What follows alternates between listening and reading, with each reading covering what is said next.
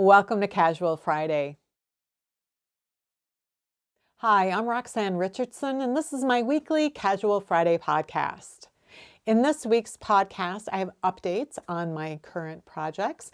I'm going to give you a tour through the first volume of WELDON'S Practical Needlework, which was published in 1886. And I'm going to share some thoughts about my evolving understanding of the terms socks and stockings. So let's get started. So I wanted to give you an update. These Norwegian socks these vintage socks that I reverse engineered, I have written up the first draft of the sock pattern. I wanted to let it rest for a little bit, and I wanted to knit them a second time with a different yarn and to knit the foot so it would be long enough for my brother, because I just want to test kind of the range of sock fit. Theoretically, I think that they will fit him. Whether or not he will find them comfortable, I don't know.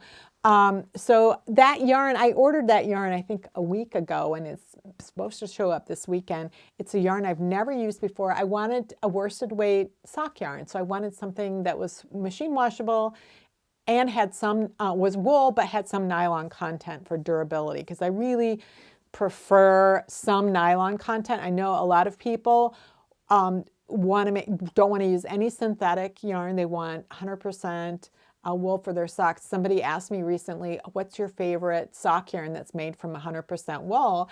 And I don't have one, because I really prefer knitting with something that is more durable. You know, it's a balance. Like what are you looking for from your knitting and the experience with it, and what are you willing to do to maintain those socks? If they don't have nylon, are you willing to do darning or reinforcement or mending? You know, what is it you're willing to do? So those are choices. So the yarn that I use for these socks, because somebody was asking, not a sock yarn, not a yarn that I would recommend necessarily for socks.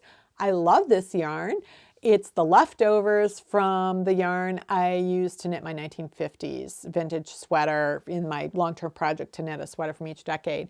It is from Kelbourne Woolens Mills, and it's Germantown. So it is on the heavy side, the thicker side of a worsted weight yarn, which is really what I wanted for these socks. I wanted something that was a little bit denser when I was knitting it at 5 stitches per inch. And I had enough of it.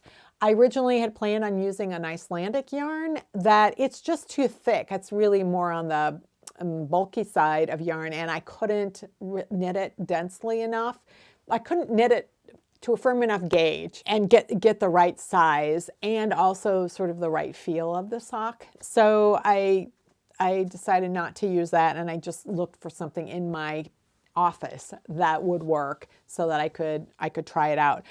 So the yarn that I ordered, it's called Puffy Canadian, and I've never used it before, but it's hard here in the US to find thicker yarns that are appropriate for socks, so that are superwash wool and that have nylon. Those may not be the criteria that you have for sock yarns, but it's the criteria that I have, particularly if I'm making them for somebody else who's going to throw them in the wash. I don't know anything about this yarn, and so I will find out what it's like. And then I wanted to let the pattern, my first draft of the pattern, just kind of rest a little bit, so that I would have to refer to the pattern as I was knitting the second pair of socks, and that would help me check to make sure it was okay. I mentioned last week that I had received a shipment of 12 used books that were WELDON'S Practical Needlework, the volumes 1 through 12. So these are facsimile copies that were published by Piecework, I think about 15 years ago.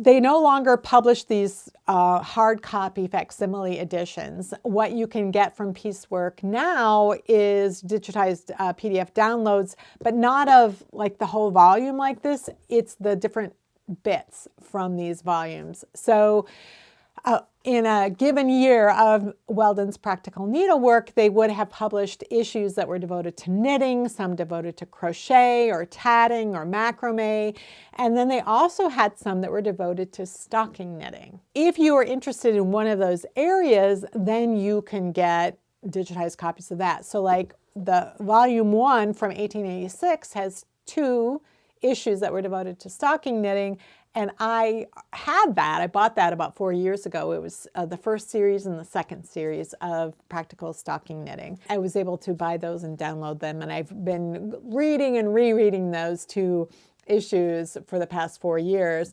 But I really wanted to see those issues in the context of the other things that Weldon's was publishing.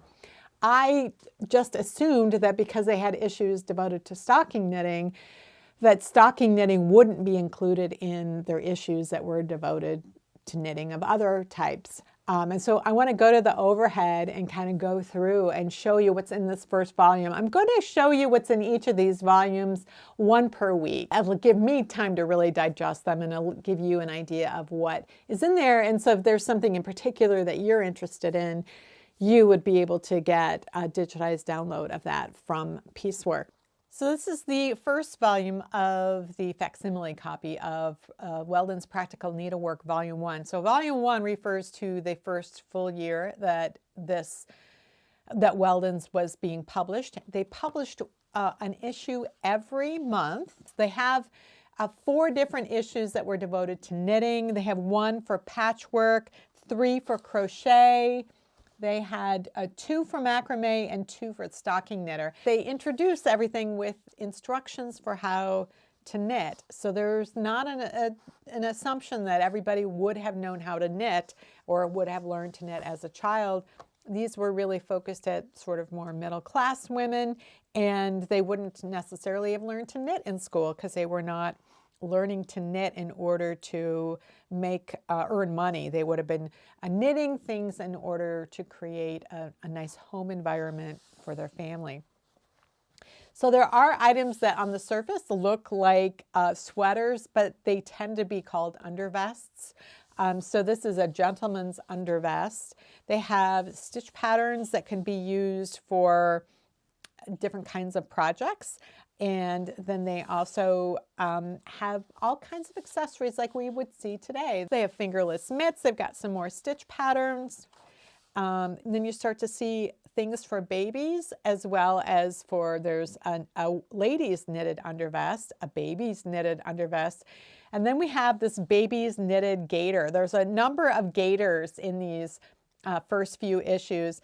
And so these are like leg warmers that have an extension that goes over the top of the foot. So if they were wearing a shoe, it would cover up the top of the foot as well. And back in this time period, there were a lot of knee warmers, these knitted kneecaps that would have just another layer of warmth, particularly for people who maybe have arthritic knees. So these are sleeping socks. They're in garter stitch. And there's a shawl. There's another sleeping sock.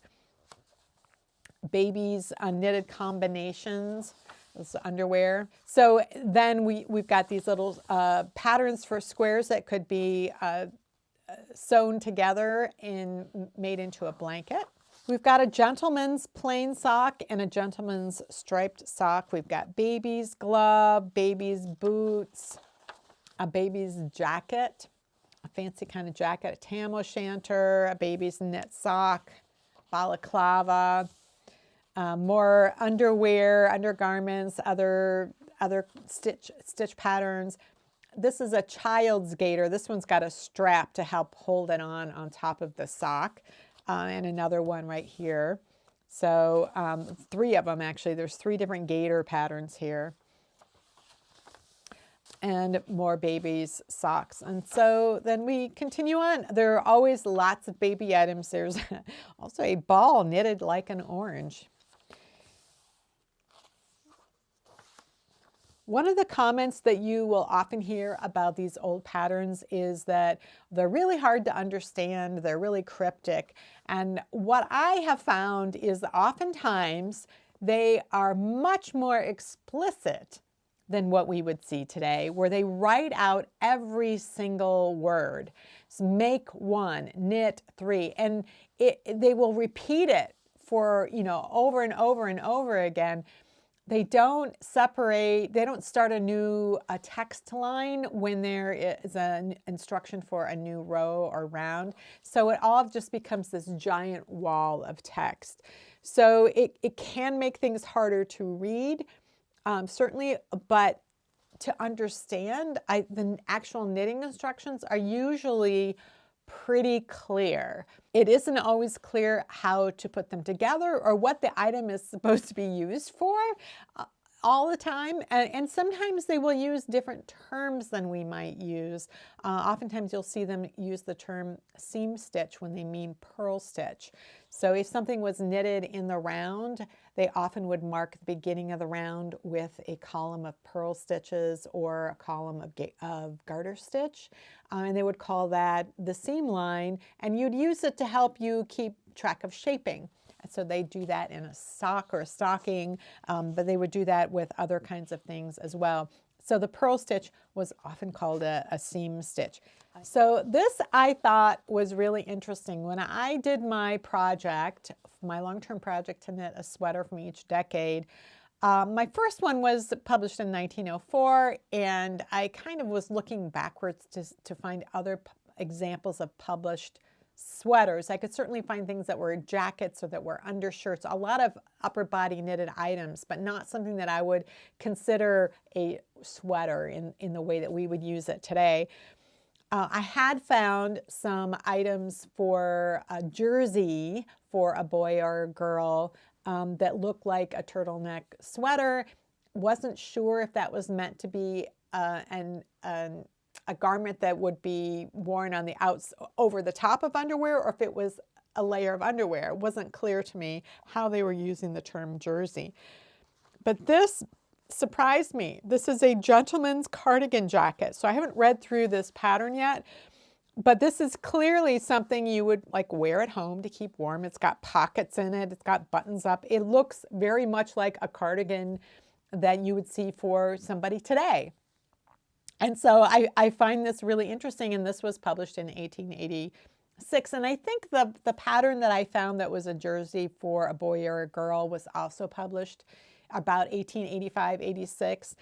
But for an adult, this is the earliest example. I have seen jackets way going back to the 1840s. This thing called a polka jacket was very popular, and I have found patterns for that. But in terms of something that I would actually consider a sweater, this is the earliest one that I have found so far. So here, what you see here is a jersey suit for a boy of 5. And so you see this, what looks like a turtleneck. And then we've got these trousers here. And so it's not clear to me if this is something that they would wear underneath as a layer of warmth, or if this is what they were running around. They're 5 years old and they're running around wearing something warm and stretchy. I really don't know. If anybody else has an idea, if you've heard that term before and you understand what it would have been used for in the context of the 19th century, I'd love to have you let me know down in the comments. So this is a combination garment. So this is underwear, and it's a combination of knitted drawers and a knitted undervest. So they combine them together into one thing. So that definitely is underwear. And then we've got a lot more underwear here. That jersey a suit for a boy of 3 or 4. Ladies plain knitted drawers. So I kind of feel like this might be underwear, but I really don't know. Infant's boot, lots of undershirts and petticoats, things to be worn as an underlayer. So now that we've done the practical knitting, we've got practical patchwork, including some embroidered patchwork. And then we get into practical crochet, and it's very much like the knitting was, where they introduce it with the basic stitches, how to get started. And so then there's a lot of things that are very similar to the knitted items, only these are crocheted.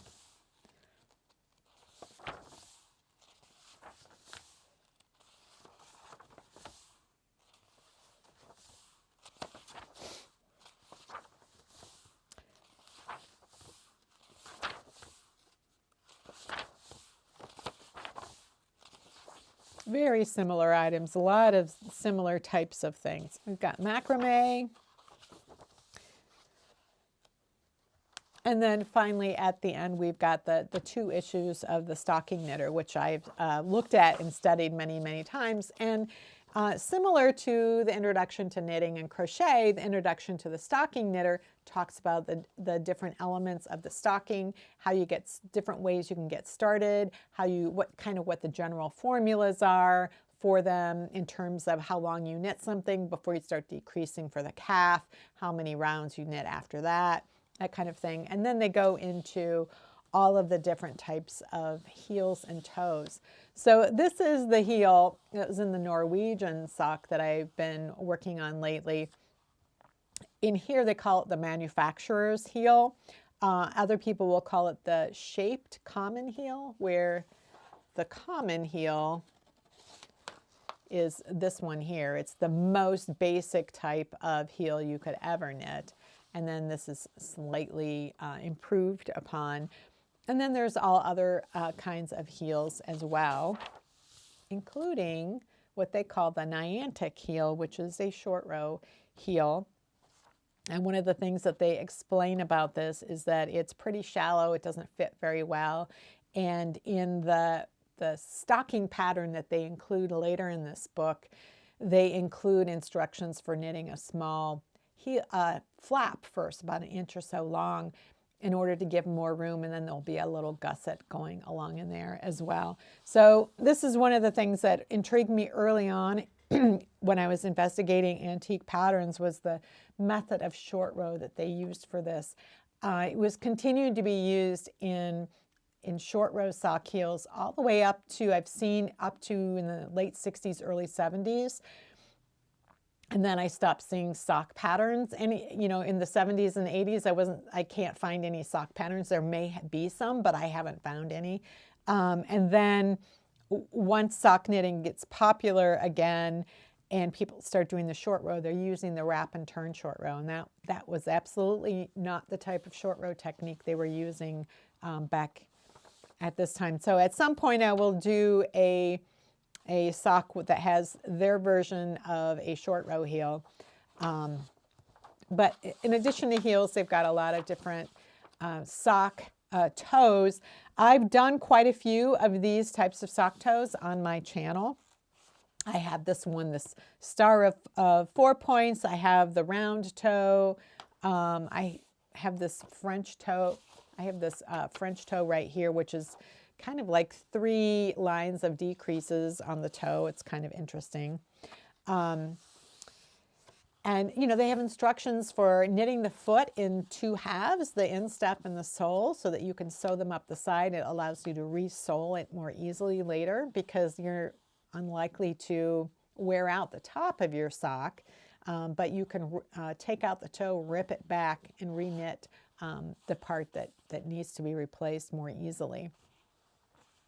And then they've got all kinds of sock patterns. I've got a couple of sock patterns in the first series, and then the second series is all about the stocking patterns. There's all different kinds of stocking patterns.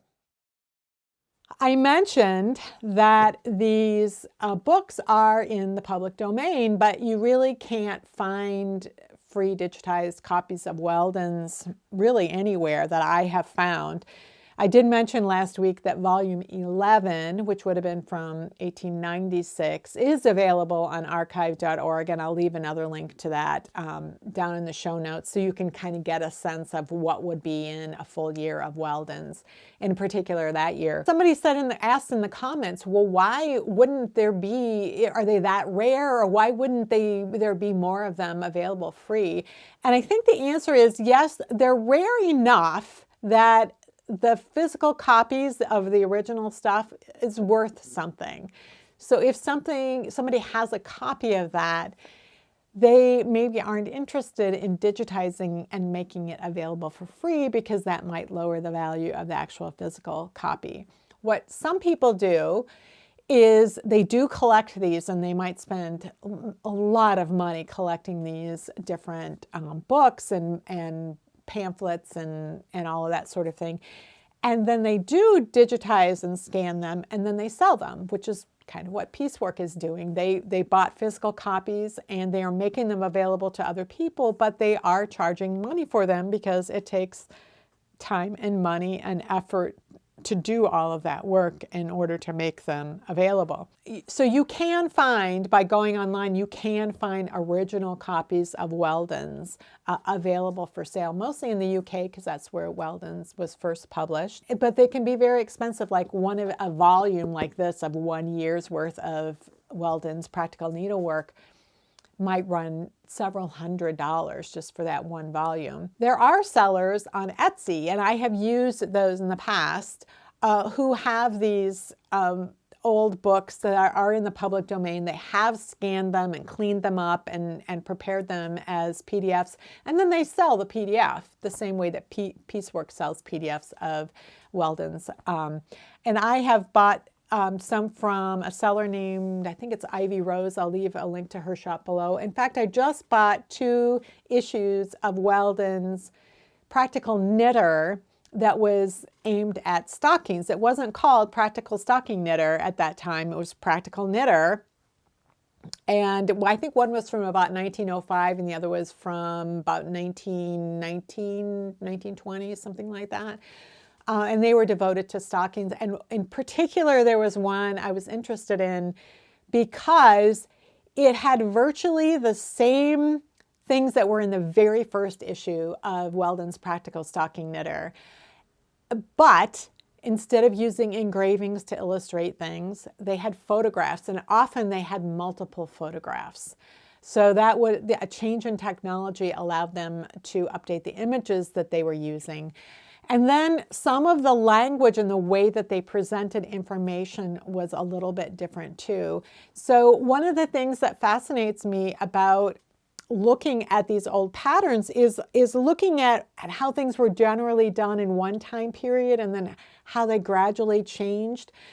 But this is the first example that I have seen of one publisher producing something in one time period and then several decades later producing essentially the same thing, but with some improvements, and which reflected the way that knitting patterns were presented and knitting instructions were presented.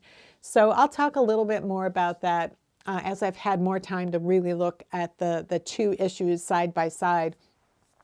But I will leave links down below to, like I said, I believe her name is IvyRose, is the seller who has digitized copies of Weldon's that you can purchase. I think I paid about $5 for each of the issues that I bought, so it's really reasonable, and it's so nice to have that access to those old knitting books as well. In last week's Casual Friday, I was talking about how I grew up thinking of the terms socks and stockings and what they were in my head, and how I am sort of changing my understanding of what a stocking is or could be, is particularly in other time periods or in other places of the world. So it seems like most languages have 2 different words, and the thing is, the 2 different words do not mean exactly the same thing in other languages. And so if we think of the term in English sock, and then we think of the term stocking, in some languages, a sock, it turns out, is only a knitted covering for the foot. It doesn't go up the leg at all. And I thought, well, that is really interesting. And then some people had the same kind of general idea I have, which is that a sock can be of any length up to the knee. And you just call them by different types of socks. You have footies or ankle socks. you have crew socks, you have mid-calf socks, you have knee socks. And then if it's above the knee, it's a stocking. And also if it's above the knee, it's going to need some kind of suspension support. Like it's not going to stay up on its own.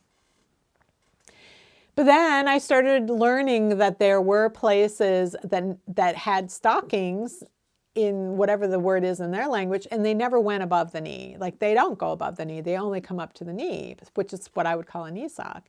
And then there were stockings that needed help being suspended that only went up to the knee. So my idea of where a sock stops and a stocking begins is really becoming a lot more fluid. And so I just feel like I'm going to have to define things when I'm talking about something. And you may not agree with however I'm defining it, and that's fine. Though the goal is just to communicate clearly so that you know what I'm talking about. I did do some research to try to figure out if there was like an absolute definition of one versus the other. And what I thought was really interesting was the etymology of the two words. So the word sock comes from a really old Latin word that sock that refers to a soft covering of the foot. And it was used apparently by comic actors. So it was like a shoe, it was a slipper. It was like a soft slipper that comedic actors would wear on, I guess, on stage. And I thought, oh, that is interesting. So there are some languages in Europe that use their word for sock only refers to covering the foot, just like that really old original use of sock was meant to define. The word stocking, it seems, is more recent, and it comes from, its root word is stock. It's like an old English word, stock, and meaning trunk, like the trunk of a tree, or a stick, something like that. And so there's a couple of ideas about how stocking came to mean to describe a leg covering. And that is that the old punishment system of stocks, where not the pillory where you would have your hands and your head through like these holes, but just your ankles and your arms would be through. Those would be the stocks, and that would be your punishment, and people could come by and humiliate you or spit on you or whatever as your punishment. But those were wood, and they were made, stock, they were made from this trunk, and they went around the legs of a person, which are kind of a support for the person as well. There is the word stocking is used to describe like the white legs of an animal, like if an animal is one color, but they have the white stockings. So that's where they think, the word stocking came from. And the first known use of the word is in 1580. So when they say the first known use, that means in writing. So typically words exist verbally before they might get written down. They're not going to be written down before you start using them in actual conversation. So it was probably in use sometime before 1580, but people were calling these leg coverings hose. So hose were covering your feet and up your leg, and a lot for men, they were going up higher and higher as the tunics got higher and higher. Women were wearing longer skirts, so any hose they might have been wearing, I guess, only went up to the knee. But men's were very visible. And then they ended up with these hose that they're so separate legs, and they would lace together up here, and then they'd have like a little cod piece or something like that, covering them up in front. But then there were also trunk hose, which go around the trunk, which is your body, the main part of your body that's not your arms and legs or your head. So the trunk hose go around your waist, and go down and cover up the upper part of your legs. And then the nether hose would be the ones that come from your feet and go up. And so there's some sort of overlap between a tunic or the trunk hose and the nether hose so that your entire leg is going to be covered. But they called those hose, and they were made from woven fabrics cut on the bias so that they would stretch and conform to the shape of the leg. But this first known use of stocking comes in 1580. So somewhere around 1560 is when we're told that Queen Elizabeth I received her first pair of black silk stockings from one of her ladies in waiting. It was Alice Montague, I think, was her silk woman. I'm not sure what that means, if that was the person in charge of providing her clothing made from silk. I don't know what silk woman means, but this woman knitted her a pair of black silk stockings, and Elizabeth I said, loved them, and said she was never going to wear woven stockings again. That's the story. But that was supposedly in 1560, before the first known use of the word stockings was.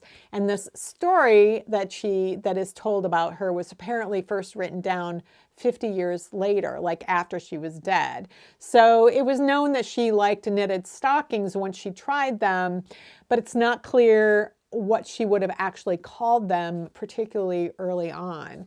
And then so 1580 is the first known use of it, and then in 1583, this man named William Lee came to Elizabeth I with this invention that he had for, it's a stocking frame is how we think of it now. It's a knitting frame. I don't know what he called it. I wonder if he called it a stocking frame. It was meant for knitting what we call stockings, but I don't know if he was calling them stockings. So that's the thing about this term stocking that we're using now, and we're referring to those garments as stockings. But I don't know what they were actually calling them, like how much overlap there was between the term hose and the term stocking, and whether it was the introduction of knitted hosiery that caused that term stocking to be used. Like if that was a distinction that was used between woven hose and knitted hose, was that stockings were knitted where hose were not? I don't know. These are just questions I have that I'm trying to find the answers to. So there's just so much ambiguity even when you're looking in the past, because we're using current vocabulary to describe things maybe differently than they would have described them themselves. So these are some of the mysteries that I'm trying to uncover. So as I go through this project, I will tell you what the pattern is calling them, and then I will tell you what, the qualities of this particular item is. Is it self-suspending, like a sock I would expect a sock to be, or will it require some sort of external suspension in order to keep it up? And in that case, I would call it a stocking regardless of the length. So that's kind of how I'm going to use those terms. If it's self-supporting, I will call it a sock. If it is not, then I will call it a stocking. And then we will find out as we go whether or not there are any cases where something is called a stocking that is self-supporting or something is called a sock that is not. Because I'm sure there's going to be ambiguity throughout. But whatever you want to call them is okay with me. I just think it's really interesting to find out how these words that a lot of times we hear and we assume we know what the other person is saying might not be the case. So I have a couple of ideas how I might answer some of the questions I have, especially around what was going on in the 16th century in terms of a shift maybe to knitted stockings from woven stockings. I just need to get a handle on what more common people were wearing. Like I have this feeling that they might have been wearing coarse wool knitted stockings. Like what they considered coarse is what we would consider standard, 8 stitches per inch. It was these really fine silk stockings that were a new thing that were presented to Elizabeth I. The invention that William Lee came up with, this knitting frame that was meant for knitting stockings, it could only knit at 8 stitches per inch. So that's coarse knitting. So it took him a while to come up with something that was knit at a finer gauge. And so she wouldn't give him the patent. She was afraid it would take away income from the common people, knitting income. And I don't know if it's because he was knitting, his machine was knitting at the gauge that they would be doing their own hand knitting. Because I don't, those people weren't the ones who were knitting fine, delicate stockings. So I don't know if that was the issue. I need to go back and reread at least parts of this book, History of Hand Knitting by Richard Rutt.